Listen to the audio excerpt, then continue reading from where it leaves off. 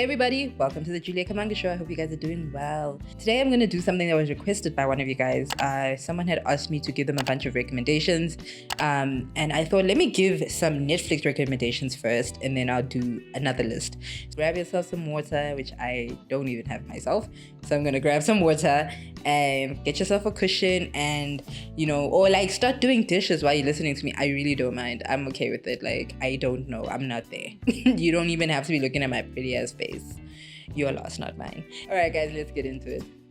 All right, so there is a possibility that I may have left out a few things on the list. I do apologize, but as I was writing, I was like, damn, this is so many things. So there is a possibility I'm forgetting things. Yeah, I'll probably make another list, a non-Netflix list, or just stuff that I like, and we'll see if it's there. I don't know. I'm gonna try to give short descriptions and who I'd recommend it to, so that we're not here forever, okay?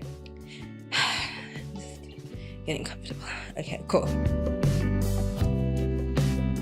The first thing I'm going to recommend is The Incredible Jessica James. This story follows a New York playwright who's in the middle of befriending this very interesting man while trying to deal with the breakup. Essentially, that is the logline of the film. And it stars Jessica Williams, and it's quite a light comedy, light drama, kind of light romance type of film. I definitely recommend it to anybody who likes something very chilled, something very realistic, something not too cheesy, but more centered around reality, more than this trope of being overly romantic and overly comedic or something like that. If you want something very chilled, then this is definitely for you. And it's very I don't know, I just love movies set in New York. I don't know why. If you like New York, if you like that type of vibe, then definitely check out this movie. The next movie is a romance comedy, and I'm only recommending it because I know a bunch of other people like it. And this is Seriously Single. It's a South African film which follows a woman named Dineo, who is a serial monogamist, and she dates to marry, but nobody wants to settle down with her until she finds the man who's technically the most perfect man for her. But does she even know what she really wants? Is this really what she wants? It's one of those types of stories. If you like really cheesy romances, then this is definitely for you. Now, I'm going to give you a disclaimer. I do not like this film. However, I know that there are people who like this film, so I'm going to recommend it on that basis. I will never watch this again. And if you want to see my review on it after you watch it, you can definitely check that out. However, I do think that the B story is definitely worth watching. I think that the actors did an amazing job. And aside from that, they were just a more interesting group of people to me.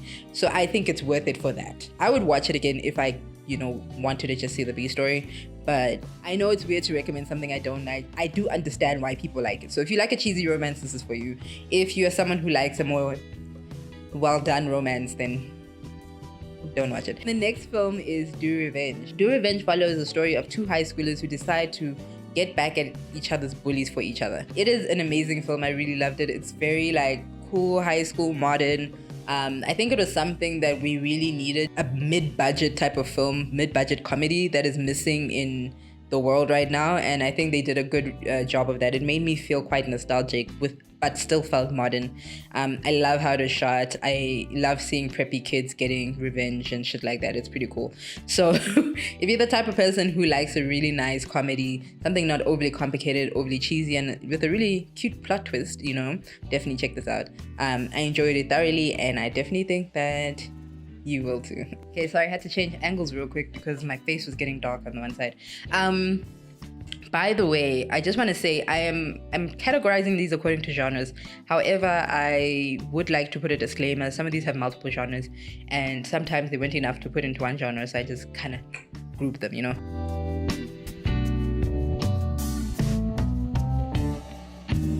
And the first movie is Really Love. Really Love follows the story of an artist who he's an artist in DC, and he's about to make it in the DC art world. He's about to strike a deal essentially, but simultaneously he's going through this very bittersweet romance. I really enjoyed this film just because it was very artistic. I like very artsy films sometimes. It's very pretty and it's very chilled. It's not too complicated. The characters felt real. Yeah, I definitely think I'd recommend this to anyone who likes a nice drama romance where the characters feel realistic and it's not overly cheesy. And you just love watching Coffee act in general.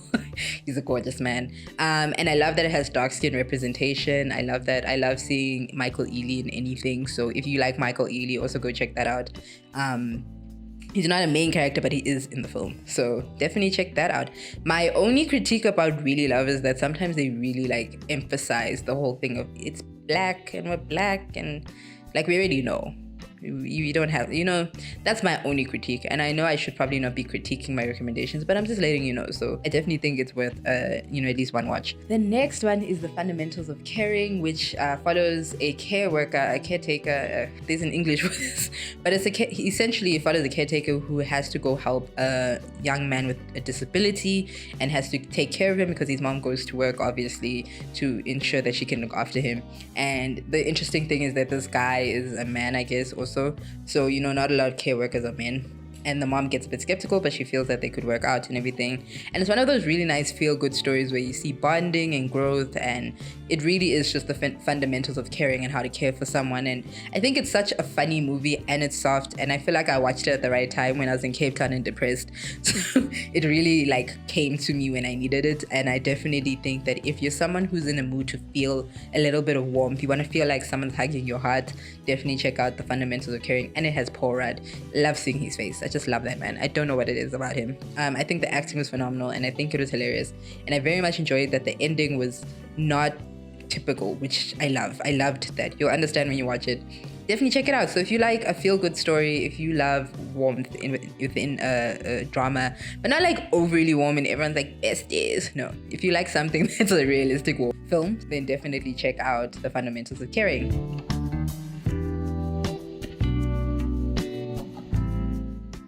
I'm using the old school term of thriller, and the reason I'm saying this is not that other people use a new school one, but sometimes thriller gets mistaken for horror. So I would like to just specify that thriller is something that's thrilling, it's shocking, it is, so many different types of things fall under this, essentially. Okay, so the first film I have is The Platform. The Platform follows the story of prisoners who are in this really weird setup of a prison. It's like their floors or something like that. And each day a platform of food goes from the first floor all the way down to the I don't even know, it's 900 floors. It's a ridiculous amount of floors. And all this food that starts at the 9th floor is all the food there is for all the prisoners. Now, because it moves down slowly, technically you have more privilege if you're on the first floor. Versus being on the 900th floor. So, everyone gets moved around at different times and they sleep. And, that means that less food, more food, whatever. And this causes kind of a weird anarchy within a prison. So they try to kind of deal with that situation. I think it's one of those really cool social experiment types of films, and I really enjoy films like that. So if you're someone who enjoys psychological social films, definitely check this out. It is also in a non-English language. I think it's Brazilian, if I'm not mistaken. Not the language, I mean the movie is Brazilian. So if you are someone who is also trying to expand the catalog by watching non-English films, which you should definitely leave English sometimes and just go watch other things, because there's some amazing ass things out there. Definitely check this out. I really enjoyed it. So you like psychology, you like social experiments, this is for you. The next film on here is Zodiac. Zodiac follows the real story of the Zodiac killer. I'm gonna say it's loosely based on it just because you'll understand if you watch the ending, but it's mostly true. And it follows the Zodiac killer in the 70s, 80s. I want to double check that for you. But yeah, and he sends puzzles to a journalist who try to figure things out, and we go from there trying to figure out who he could be and how they try and catch him. I think there's been a lot of conversation about, creating movies and stuff about real life serial killers. And I think Zodiac did a very good job of taking care of not romanticizing this man necessarily. Yes, the journalists were excited about trying to figure this thing out, and that is a them thing more than hey, let's all have this fun time and the Zodiac's really hot and we all just wanna, it's not one of those things where everyone's trying to sleep with the Zodiac killer. And I think it works because nobody knew who he was, so it works out because we don't have this idea. I think the problem with things like the Ted Bundys and the Jeffrey Dahmers and whatever is because we knew that they were charming, essentially. And they try to emphasize that in a positive light, essentially. It's these girls are really charmed by these people, so that's why they died. Or these men were charmed by these people, that's why they died. Rather than the fact that they use the charm and, utilizing that better. I just have to put this disclaimer here because I understand that there is a bit of a debate. I think the Zodiac did a good job of not making it seem like we should be trying to root for the Zodiac. We're trying to root for him to be caught. and us wanting him to be caught is important. You know what I mean? The next movie is I Care a Lot. I Care a Lot follows the story of a woman who essentially takes care of people who are too old or unable to make decisions on their own, but she usually targets older people, and she wants to be like their caretaker in a way and look after their finances and stuff, and she's technically a fraudster, and she ends up messing with the wrong person, and it is just so good. I love this film so much. It is just fantastic. I recommend this for anyone who likes, kind of a chaotic storyline, but in the nicest way. You want to laugh a little bit, you love some good acting, you love some action, definitely check this out. I think it's chaotic. If you like watching movies about people who commit fraud, I don't think this is based on a real person. I was about to say not based on a real person, but who knows? Definitely check this out. Also, I just love how she was dressed in this film. It was just gorgeous. His House follows the story of refugees who go to England. I think it's England. Well, refugees go to another country and they end up living in a house that was given to them as refugees who are seeking asylum. And this house is essentially haunted, and they have to deal with the idea of this place being haunted. I think this was a fantastic film. I also feel like it's low-key underrated because I haven't seen so many people speaking about it. But I hate saying things are underrated because sometimes I just don't hear about it, and I think because I didn't hear about it, it's underrated. But I definitely think it's one of my favorite thrillers out there. I think it came out in 2018 or something like that. I'm not too sure, I'll double check. But when it came out, I was excited. I was like, oh my God, I have to check this out. And I think they did such a good job of, showing out, how Black people can act in a horror film. It's horror thriller. I think it was just great. If you like a slow burning thriller, definitely check this out. If you're someone who likes to be intrigued and be like, yo, this is creepy, definitely check this out. It's for you. And I just think everyone actually should just watch this at least once in their life. It is so good. All right, next category, we have sci-fi. Edge of Tomorrow follows two soldiers who are in the middle of a war against aliens, and this war is really bad. Well, alien robot things, and this is like a really bad war, and they have to try save the Earth, but one of the soldiers is caught in a time loop, so this makes it quite difficult. I really love this concept. I watched this movie without knowing what it was about. I just knew it had Tom Cruise, so I was like, let me check it out because I like him in actions. And I am not disappointed. I love watching it. I just rewatched it like a few months ago, and I've rewatched it so many times.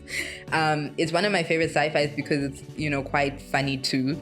It's chaotic. It's my favorite type of chaos. It's the type of war film that's not necessarily it's based on the war, but it's not just about a real war. It's about a scientific war. So I think I enjoy that too much.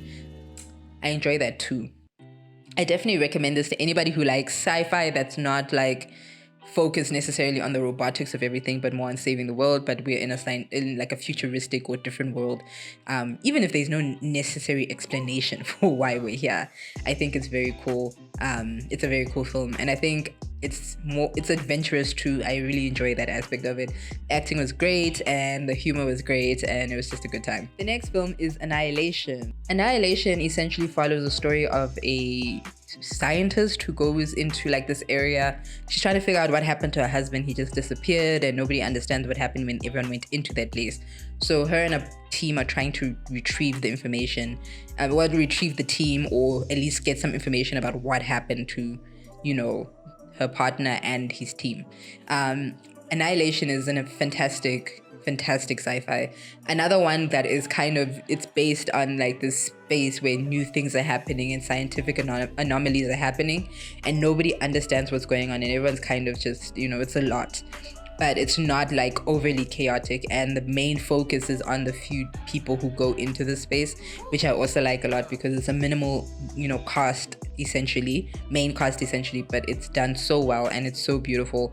I think that every time I watch it, I'm always in awe on how they did this. It's one of those very chilled types of sci-fi, so definitely check it out if you're someone who likes something, again, slow burning but also a chaotic at the same time, because it's shit happens when it happens, and I think I like that. I like that vibe. Next up is Don't Look Up. Don't Look Up follows two scientists who discover that the world is about to get hit by a meteor, but nobody is paying attention to it. Nobody wants to look up. So I enjoyed this film. It was one of the Oscar nominations for last year. Yes.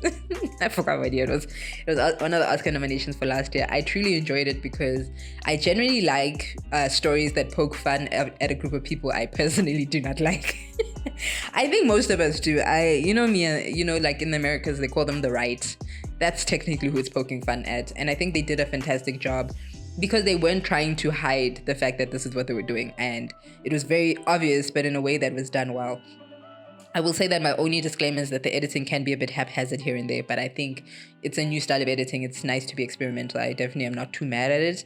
And look, this is a 50-50 movie. Some people don't like it and some people do. So you can decide for yourself, because I know there's some people like, ugh. Some people like, oh my God, it's so great. So honestly, I think, you know what? Decide for yourself. Definitely watch it. Everyone should watch it at least once and make their own decision. Don't let the internet tell you how you should feel. But I'm part of the internet, so I'm telling you, just watch it at least. But I truly enjoyed it, and I think everyone's performances were great, even Tyler Perry. I enjoyed every single person who was in this film. It was such a good time.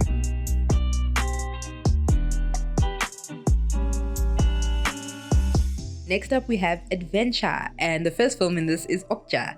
Okja is a film that follows the story of a kid who technically is raising this creature. It's like an elephant rhino thing. I don't even know how to describe it. Is raising this really big creature for years. She's been raising him and looking after him. And then people come back to get the creature because they were given to different people to raise until they're old enough to be taken back to the USA, essentially.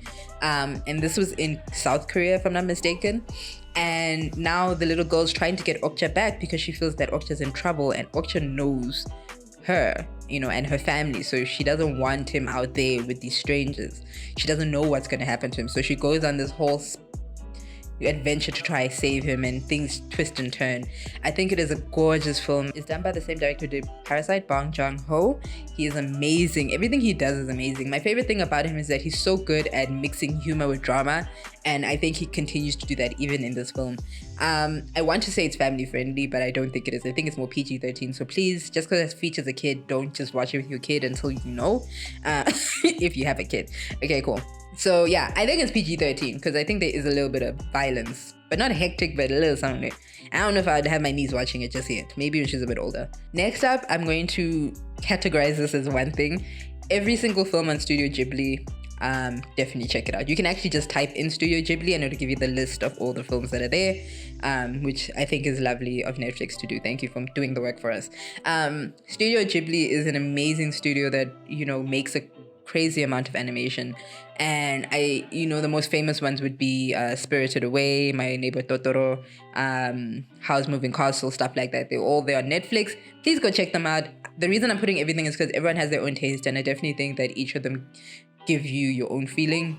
My favorites are Spirited Away, obviously, because it's great. It's the first one I ever watched, and it will always have a special place in my heart. And Howl's Moving Castle. It is sometimes kind of hard to describe, these movies without ruining it, so I'm not going to even try. I just want you to go watch it. If you want, like, my favorite time to watch these movies is on a Sunday or a rainy day or a very, chill day. Definitely check it out. If you want to feel happy and just watch something beautiful, check it out. And if you're into tattoos, you might get a tattoo of one of them at some point, because I'm going to get one. I'm designing one for myself. So definitely check them all out, and make your own decision, because each person feels differently about each one. And I don't want to make it seem like one is better than the other. They're just all so good.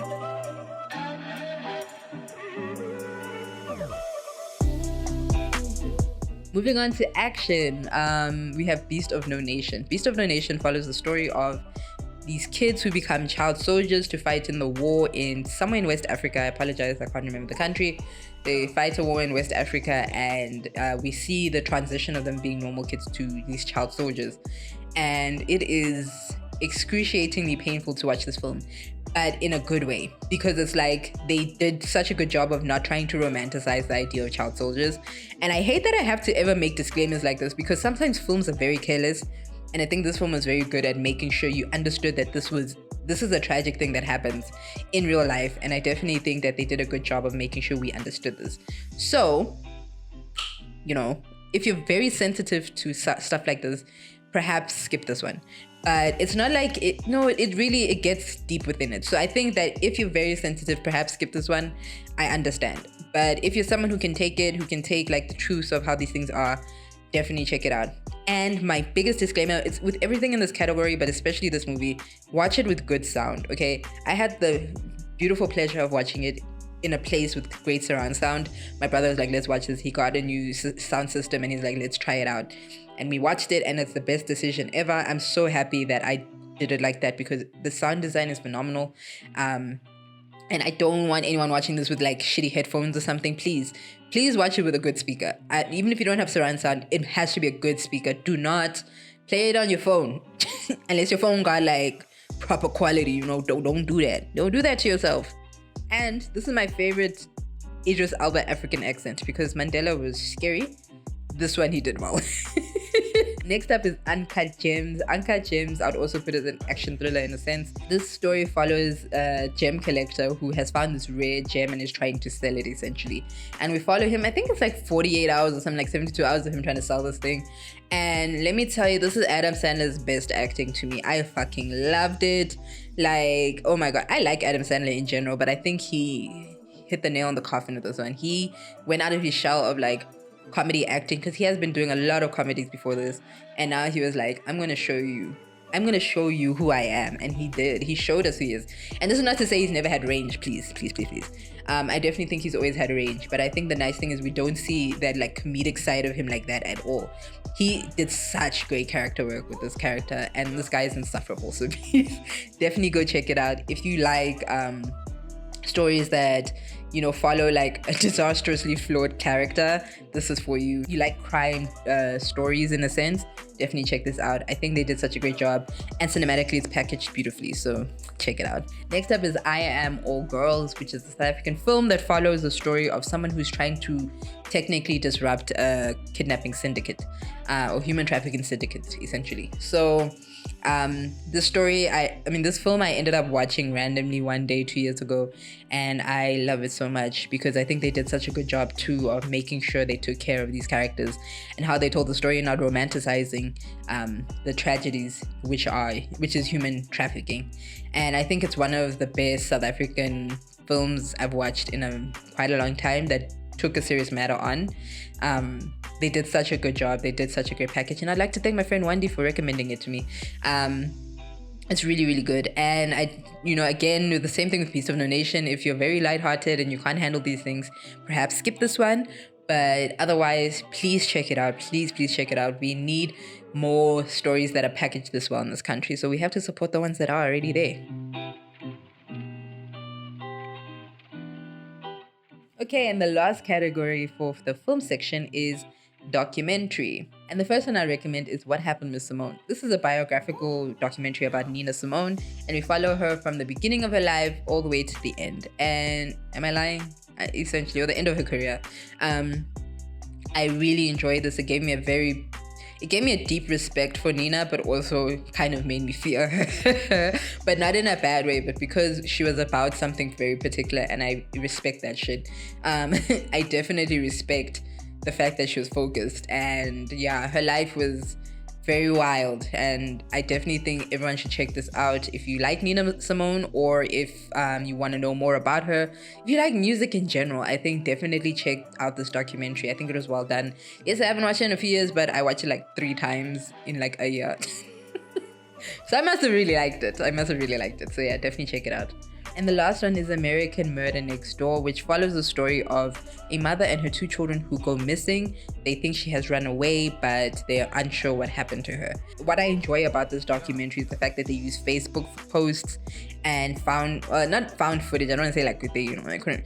And they use like recordings and stuff like that to create this. They don't use reenactments necessarily. Well, they reenact like the dramatics of the texts and stuff like that, but they use social media and they use people's captured videos and stuff like that in order to portray the story. It's just one of those tragic things that you're just like, why did that have to happen? I think what's the most interesting thing is how they decided to tell the story, and they did a good job, I guess, of respecting, because even though the characters were flawed and whatever, because they're real people, like real people are flawed, we're not like great all the time. They portrayed a realistic character of the mother and who she was, and I think they did a good job at that, and I enjoy the style of it. I enjoy how unique it was.